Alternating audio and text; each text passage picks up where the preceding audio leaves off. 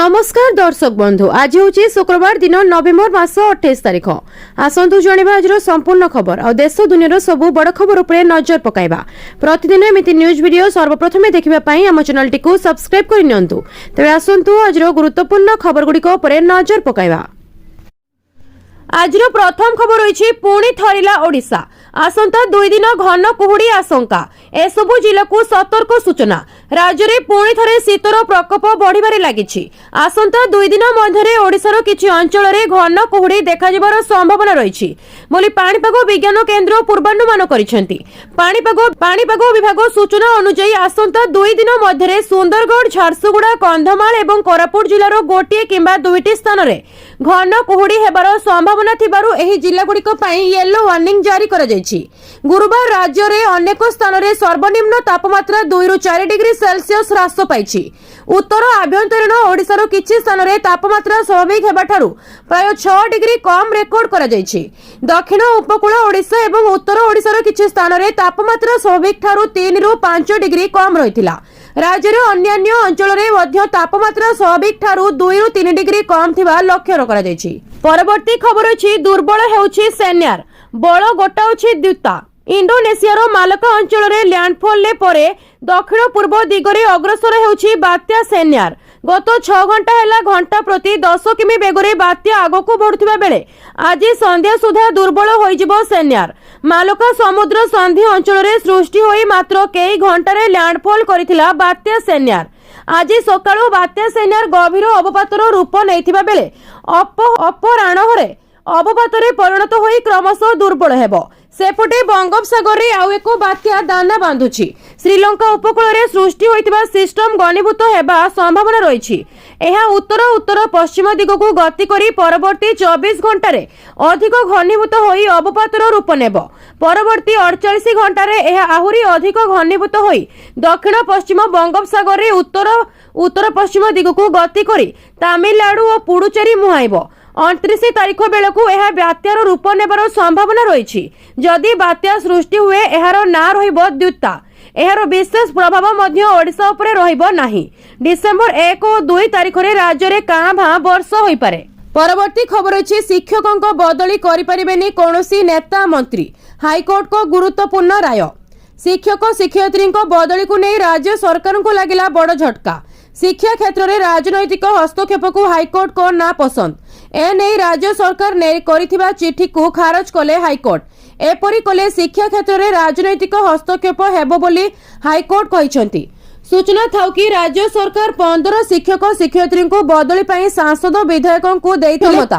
विधायक और सांसद निज निर्वाचन मंडलीर 15 जन शिक्षक शिक्षयित्री को बदली पई सुपारिश करि पारिबे, जहाकु नै हाईकोर्ट रे होइथिला मामला। हाईकोर्ट मामलार शुणाणी करी राय संरक्षित रखिथिले। आउ एबे राय प्रकाश करिसेंती हाईकोर्ट, जेउथिरे शिक्षा क्षेत्र में राजनैतिक हस्तक्षेप को नापसंद करिसेंती हाईकोर्ट। परवर्ती खबर अछि चाकरी हराइबार केते दिन परे उठाई पारिबे पीएफ टंका। जानतु ईपीएफओ रो गुरुत्वपूर्ण नियम।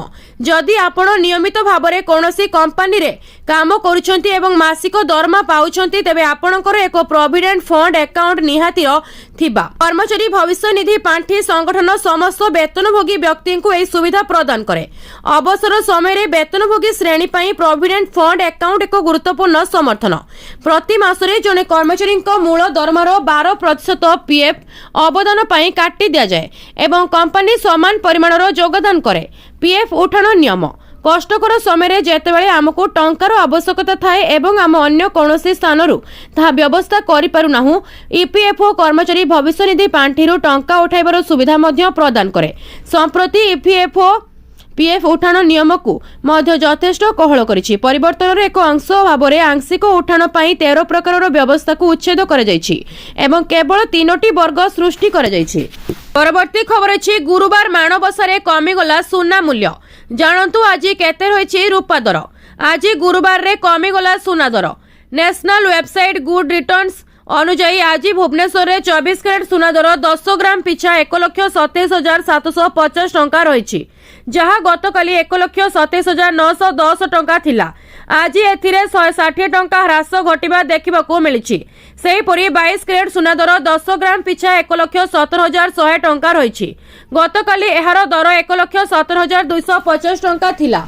एथिरे 150 टंका कमी जाइछि। मुंबई ड्रीम सिटी मुंबई रे 24 कैरेट सुना दर 10 ग्राम पिछा 1,27,750 टंका रहितबा बेले 22 कैरेट सुना दर 1,17,100 टंका रही। एठारे मध्य समान मूल्य कमिबा देखिबाकू मिलिछि। जातीय राजधानी रे नुआ दिल्ली रे आज 24 कैरेट सुना दर 1,27,900 टंका रही। एठारे 22 कैरेट सुना दर 10 ग्राम पिछा 1,17,250 टंका रही। चेन्नई दक्षिण भारत रे मध्य आज सुना दर रे ह्रास घटी। एठारे 24 कैरेट सुना दर 10 ग्राम पिछा 1,28,400 टंका रही। परवर्ती खबर रही आसिला समस्तों पई सुभद्रा योजना को नहीं खुशी खबर। चलित मासरे मिलिबाकू जाउछि सुभद्रा चतुर्थ किस्ती 5,000 टंका। आउ जो माने पाई नांती तांको पुणी मिलिबो प्रथम द्वितीय तृतीय चतुर्थ किस्ती रे 20,000 टंका। एही सबु हिताधिकारी मानकू मिलिबो गोटिए थरे 20,000 टंका। जानतु आपण मानकू मिलिबो कि नाही। उपमुख्यमंत्री प्रभाती परिड़ा एही अवसर रे कहिथिले जे महिला सशक्त हेले व्यवस्था सदृढ़ हेले देशर विकास हेबो आउ लक्षपति दीदी माने आहुरी बाहरी परिबे। एही षष्ठ पर्याय जो महिला माने आउ 21 वर्षर ऊर्ध्व युवती माने मार्च 31 सुधा आवेदन करथिले एवं योग्य विवेचित होइथिले सेमानकू एही आर्थिक सहायता मिलिछि। तांको अकाउंट रे 5,000 टंका जाई सारिछि, जहाँ सेमानकर आर्थिक कारोबार को सहज करिवो। जो माने वर्तमान सुधा भी सुभद्रा योजना रू टंका न पाई वंचित अछंती सेमानकू आसंता नुआखाई रे एकाथरे 3टी किस्तीर टंका 15,000 मिलिबो एवं जो माने सुभद्रा योजना रे प्रथम किस्ती एवं द्वितीय किस्ती 5,000 लेखाएं पाई सारिछंती सेमानकू केवल तृतीय और चतुर्थ किस्ती रे 10,000 टंका मिलिबो बोली उपमुख्यमंत्री प्रभाती परिड़ा एने बड़ घोषणा करिछंती। परवर्ती खबर अछि समस्तों पई आसिला बड़ खुशीर खबर। जो मानकू 27 अगस्त रे मिलिनी सेमानकू पुणी मिलिबो सीएम किसान किस्ती 2,000 एही मासरे आसिबो। दर्शक बंधु, राज्य सरकार देशर समस्त चाषी आय को द्विगुणित करिवार लक्ष्य हासिल करिवारे लागि पड़िछंती। एथिपाई अन्यान्य पदक्षेप व्यतीत राज्य सरकार सीएम किसान योजना और पीएम किसान योजना चलैछंती। एही सीएम किसान योजना माध्यम रे समस्त चाषी मानकू आर्थिक सहायता 4,000 टंका जोगाई देइथांती राज्य सरकार।